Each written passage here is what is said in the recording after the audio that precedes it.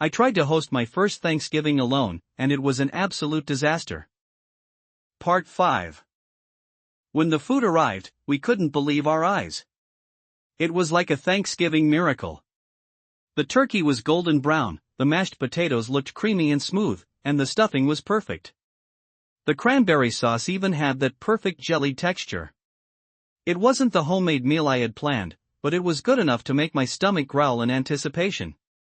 We sat down around the table, and as we served ourselves, I couldn't help but feel a rush of gratitude.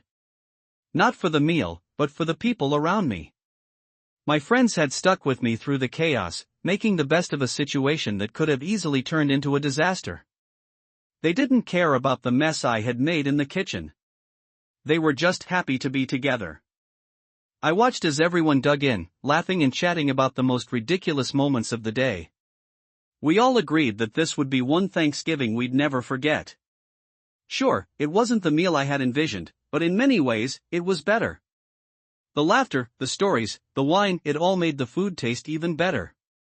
Honestly, Megan said, between bites of mashed potatoes, this is the most memorable Thanksgiving I'd had in years.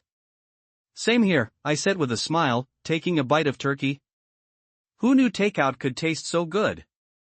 Everyone nodded in agreement, and I realized how true it was.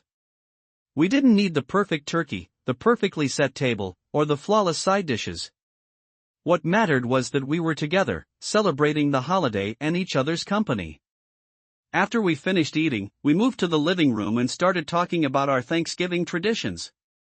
It was so easy to get lost in the conversation and forget about the disaster that had unfolded earlier.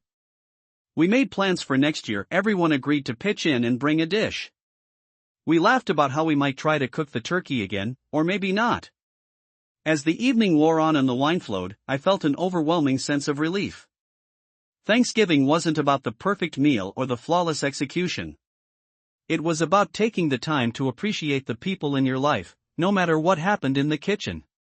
That night, as my friends headed home, I sat on the couch, content and exhausted. Thanksgiving wasn't perfect, but it was more than I ever could have imagined. And next year, we were going to make even more memories, but this time, we'd probably order takeout again.